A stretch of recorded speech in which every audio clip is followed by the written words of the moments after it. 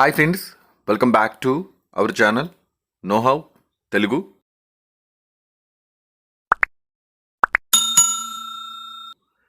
AP government employees ఎవరైతే CPS pension scheme కలిగి ఉంటారో వారు తమ ఆన్లైన్ ప్రాన్ అకౌంట్ల నుండి అంటే నెల నెల వాళ్ళ శాలరీ నుండి మినహాయింపబడే మీ మొత్తం భాగస్వామ్య అమౌంట్ ఏదైతే ఉందో అంటే మీ కాంట్రిబ్యూషన్ కింద సిపిఎస్ పెన్షన్ వాళ్ళకి అమౌంట్ కట్ చేయబడుతుంది ప్రతి నెల.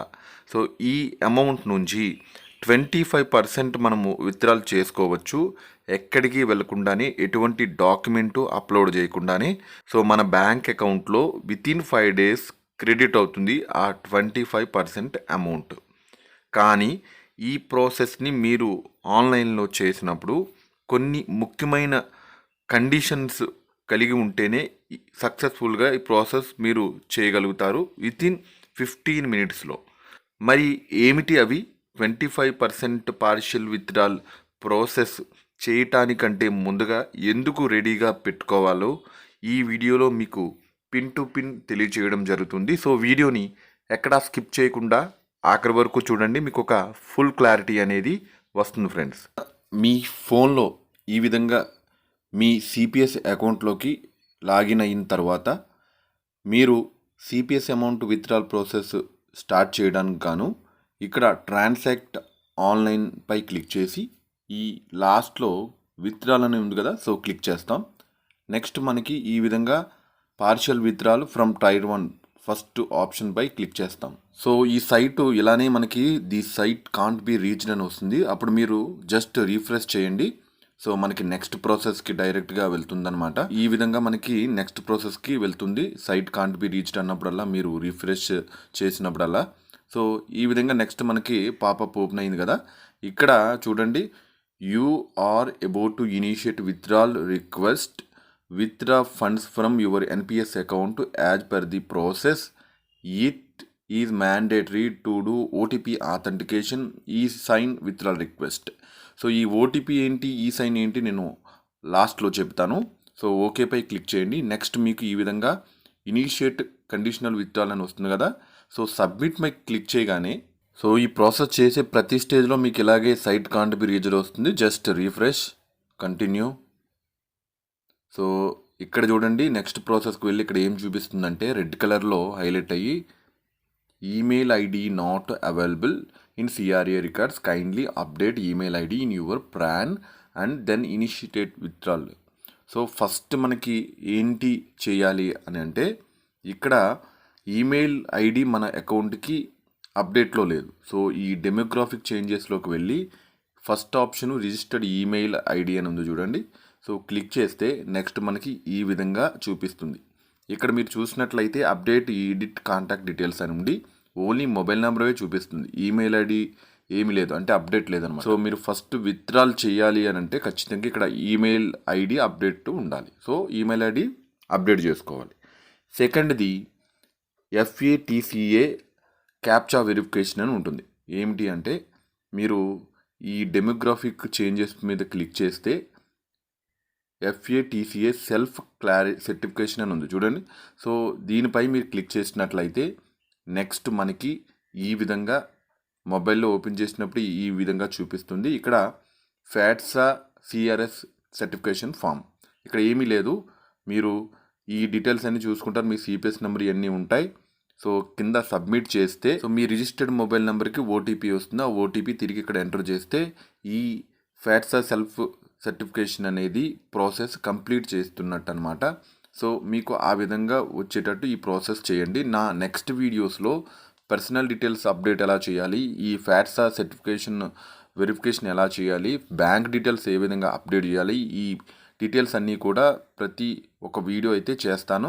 సో మీరు నా ఛానల్ని ఫాలో అయినట్లయితే అప్ టు డేట్ సో మీకు ఒక ఇన్ఫర్మేషన్ అయితే వస్తుందన్నమాట. సో మీరు ఈ ఫ్యాట్సా సర్టిఫికేషన్ ప్రాసెస్ చేసిన తర్వాత ఇక్కడ ఈ విధంగా సో ఫ్యాట్సా సర్టిఫికేషన్ ఆల్రెడీ డన్ అని వచ్చింది చూడండి. సో మీరు ఈ విధంగా కంప్లీట్ అయితే చేయాలి ఈ ప్రాసెస్ని. నెక్స్ట్ బ్యాంక్ డీటెయిల్స్ ఖచ్చితంగా మీరు అప్డేట్ చేసుకోవాలి. సిపిఎస్ అకౌంట్ ఓపెన్ చేసినప్పుడు ఏవైతే బ్యాంక్ డీటెయిల్స్ ఉన్నాయో ఆ బ్యాంక్ డీటెయిల్స్ కాకుండా రెండవ బ్యాంక్ అకౌంట్ డీటెయిల్స్, వేరే బ్యాంక్ అకౌంట్ డీటెయిల్స్ ఉంటే ఆ బ్యాంక్ అకౌంట్ డీటెయిల్స్ మీరు ఖచ్చితంగా అప్డేట్ చేసుకోవాల్సిందే. ఇక్కడ చూడండి, మీరు ఈమెయిల్ ఐడి అది అప్డేట్ చేసి ఫ్యాట్సా సెల్ఫ్ వెరిఫికేషన్ చేసుకున్న తర్వాత, సర్టిఫికేషన్ చేసుకున్న తర్వాత సో నెక్స్ట్ ప్రాసెస్ చేస్తుంటే మీకు ఈ విధంగా bank details are not available in CRA records, central record agency అనమాట, kindly update bank details in CRA records then initiate withdrawal request. So మీరు మీ బ్యాంక్ డీటెయిల్స్ని అప్డేట్ చేసుకోవాలి ఖచ్చితంగా రెండవ బ్యాంక్ అకౌంట్ డీటెయిల్స్తో. సో మనం ఆన్లైన్ చేయొచ్చు, ఒక 4 days అయితే పడుతుంది అప్డేట్ అవడానికి, ఆఫ్లైన్లో కూడా చేసుకోవచ్చు. సో ఈ విధంగా అయితే మనము బ్యాంక్ డీటెయిల్స్ కూడా అప్డేట్ చేసుకోవాల్సిన అవసరం ఉంది. ఇక ఇంపార్టెంట్ ఏమిటి అంటే మన ఆధార్ కార్డుకి ఖచ్చితంగా మొబైల్ నెంబర్ లింక్ అయి ఉండాలి.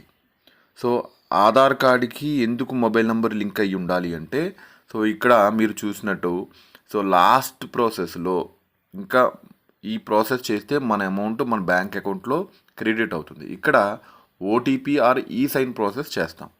సో ఓటీపీ ఆర్ ఈ సైన్ ప్రాసెస్ ఏంటంటే ఆన్లైన్లో మనం సంతకం పెడుతున్నట్టే. ఎలా పెడతాము అంటే మన ఆధార్ కార్డుకి లింక్ అయి ఉన్న మొబైల్ నెంబర్కి ఓటీపీ వస్తుంది. ఆ ఓటీపీని తిరిగి ఎంటర్ చేయడం ద్వారా సో ఈ సైన్ చేస్తున్నట్టు, అంటే ఆన్లైన్లో సంతకం పెడుతున్నట్టు. ఎలాగైతే మనం ఫిజికల్గా ఫామ్ సబ్మిట్ చేసేటప్పుడు సంతకం సో పెట్టి ఇస్తామో ఆ విధంగా అన్నట్టు. సో అందుకు గాను మనము ఆధార్ కార్డుకి మొబైల్ నెంబర్ లింక్ అయి ఉండాలి ఖచ్చితంగా. ఇక ఇక్కడ వరకు మనం ఆన్లైన్లో చేసేటప్పుడు ఈ విధంగా మనం రెడీగా పెట్టుకుంటాం, బాగానే ఉంది. ఇంకా ఏంటి అంటే మిగిలినవి, సో మీరు ఈ బ్యాంక్ డీటెయిల్స్ అప్డేట్ చేసుకుంటారు, అలానే సో మీ ఫ్యాట్సా సర్టిఫికేషన్ చేసుకుంటారు, ఈమెయిల్ ఐడి అప్డేట్ చేసుకుంటారు. అయినా సరే మీ పార్షియల్ విత్డ్రాల్ ఫెయిల్ వస్తూ ఉంటుంది. ఎందుకు అని అంటే ఇక్కడ చూడండి, e sign for subscriber bank details update has failed. So మీరు మీ బ్యాంక్ డీటెయిల్స్ అప్డేట్ చేద్దామని అనుకుంటే కనుక సో ఈ విధంగా మనకి ఫెయిల్డ్ వచ్చిందని చెప్పేసి రెడ్ కలర్లో హైలైట్ అవుతుంది సబ్స్క్రైబర్ బ్యాంక్ డీటెయిల్స్ అప్డేట్ ఆప్షన్లో. సో మీరు వన్స్ మీ డీటెయిల్స్ అన్నీ ఇచ్చి అప్డేట్ చేసుకున్న తర్వాత ఒక 4 days పడుతుందని అనుకున్నాం కదా. సో అప్పుడు మనము స్టేటస్ చూసినప్పుడు ఈ విధంగా registered name does not match with Aadhaar details, you are requested to submit the form to your mapped nodal office. So treasury ఆఫీస్కి సో మీ డీటెయిల్స్ అప్డేట్ చేసుకోమని చెప్పేసి ఎల్ఐ ఫాము సబ్మిట్ చేయడం అని చెప్పేసి మనకి ఇక్కడ ఇలా. సో ఏంటి name does not match with Aadhaar with bank details అని అంటే ఏంటి అని అంటే, ఒక ఎంప్లాయీ అప్లై చేసిన తర్వాత ఆ ఎంప్లాయీకి సంబంధించిన ఆధార్ కార్డ్, ప్రాన్ కార్డ్, ఇది సిపిఎస్ కార్డ్, అలాగే బ్యాంక్ పాస్బుక్, ఈ మూడింటిలో కూడా ఖచ్చితంగా వాళ్ళ నేమ్ ఒకలాగే ఉండాలి. ఇక్కడ చూడండి, ఇతనికి ఈ ఆధార్ కార్డులో వాసంశెట్టి నాగేశ్వరరావు సర్నేమ్ ఫస్ట్ ఉండి సో నాగేశ్వరరావు అని ఉంది. అలాగే ఏదైతే ఈ స్పెల్లింగ్స్ ఉన్నాయో Vasamsetti Nageswararao spellings so PRAN కార్డులో కూడా అలాగే ఉండాలి. సో ఉంది, కానీ ఇక్కడ ఈ సిపిఎస్ఆర్ ప్రాన్ కార్డులో నేమ్ ముందుండి సర్నేమ్ వెనకాల ఉంది. ఆధార్ కార్డులో సర్నేమ్ ముందుండి నేమ్ వెనకాల ఉంది. ఇంకా మనము ఈ బ్యాంక్ పాస్బుక్ కూడా చెక్ చేస్తే ఈ బ్యాంక్ పాస్బుక్లో ఎలాగుంది నేము అంటే, సో నేమ్ ఫస్ట్ ఉండి సర్నేమ్ వెనక్కుంది, అది కూడా ఓన్లీ ఇనీషియల్ ఉంది. సో వాసంశెట్టి అని కూడా పూర్తిగా లేదు. సో ఈ విధంగా నేమ్ మిస్ మ్యాచ్ అయితే ఉండకూడదు.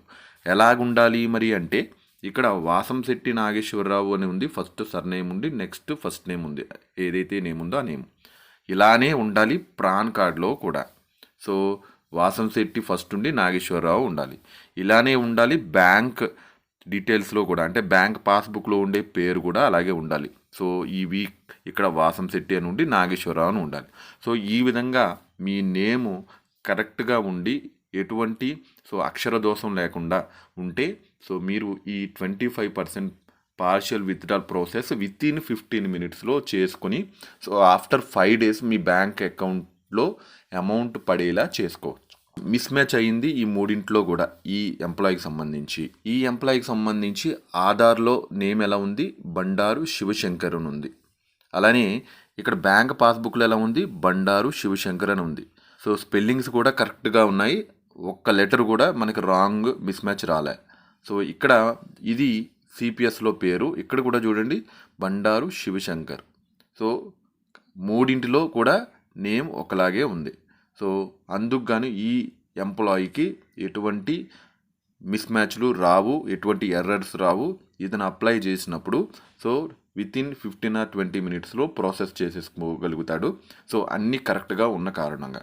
సో ముందైతే మనము ఈమెయిల్ ఐడి, అలానే బ్యాంక్ డీటెయిల్స్, ఫ్యాట్సా వెరిఫికేషన్ చేసుకుంటాం. అలానే ఆధార్ కార్డ్కి మొబైల్ నెంబర్ లింకప్ ఉందా లేదా చూసుకుంటాం.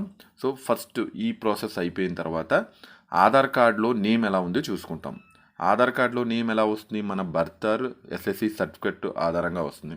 సో ఆధార్ కార్డులో నేమ్ను బట్టి మీరు మీ సిపిఎస్ సో అందులో నేము సరి చేసుకుంటారు. అందులో నేమ్ను బట్టి సో మీ బ్యాంక్ పాస్బుక్లో నేమ్ని సరి చేసుకుంటారు.